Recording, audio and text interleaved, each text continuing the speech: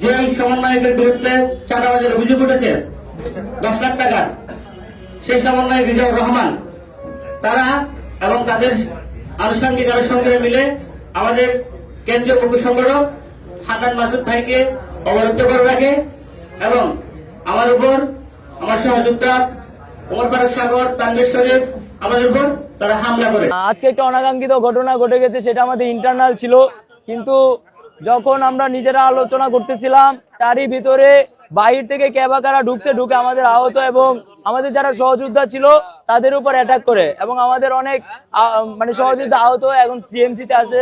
আমাদের যে আহত ছিল তাদের উপর অ্যাটাক করে, আমাদের বোনদের উপর অ্যাটাক করা হয়। তো আমরা পরিষ্কার ভাবে বলতে চাই, যে বা যারা এই হামলার নেপথ্যে আছে, যে বা যারা এই হামলার সাথে জড়িত আছে, প্রত্যেককেই যেন বিচারের আওতায় নয়, সে যেই হোক। 5 আগস্টের পর কিছু সুবিধাবাদী ছাত্রলীগ যারা শৈলল দাসের সাথে ছিল আমাদের উপর হামলা করছে। ছাত্রলীগের রাজনীতির সাথে জড়িত ছিল চিরাম ইউনিভার্সিটিতে 16 শহরে তারা হামলা করছিল।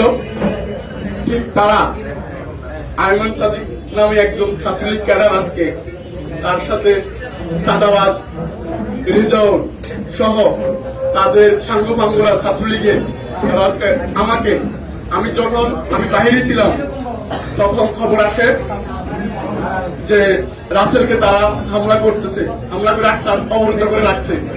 হান্নান মাসুদকে বলছে তারা অবরুদ্ধ করে রাখছে। অবরুদ্ধ ছিল না, এটা যে তথ্যটা ছড়ানো হয়েছে সেটা মিথ্যা। এবং কারণ আমরা যারা ভিতরে ছিলাম আমরা বৈষম্য বিরোধী ছাত্র আন্দোলনেরই সবাই, এবং আব্দুল হান্নান মাসুদ ভাই আমাদের ব্যানারেরই একজন মুখ্য সংগঠক।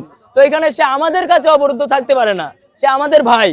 তো যেটা ছড়ানো হয়েছে হয়তো এটা মিথ্যা কোনো তথ্য ছড়ানো হয়েছে। তার যে দলবল ছিল সাদিক আরমান ডট গ্যাং এর লিডার, যাকে র‍্যাব 7 2023 সালে গ্রেফতার করেছিল অস্ত্রশস্ত্র সহ, সে নিজামুদ্দিন সহ আরো অনেক উদ্ধত ছেলে মেয়ে আব্দুল হান্নান মাসুদকে অবরুদ্ধ করে ফেলে। পরবর্তীতে আমি এবং আব্দুল হান্নান মাসুদ একটা রুমে আশ্রয় নেই এবং আমরা ওখান থেকে প্রায় 1 ঘন্টা বের হতে পারি নাই। তারা বারবার আমাদের এক সহযোদ্ধা, আমাদের এক বন্ধুর অফিস RTM প্রিক, আমরা যেখানে অবস্থান করছিলাম, তারা বারবার সেখানে স্লোগান দিচ্ছিল।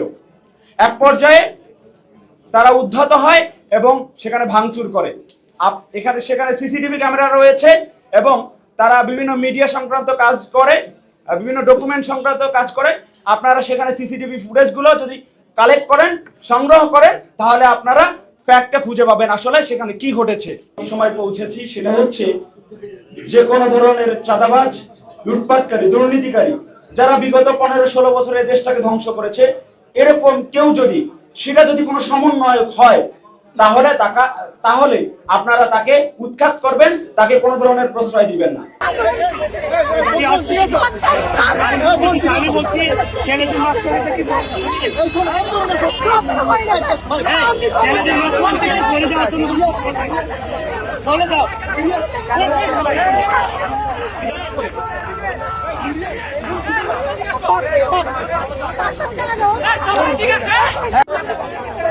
ভাই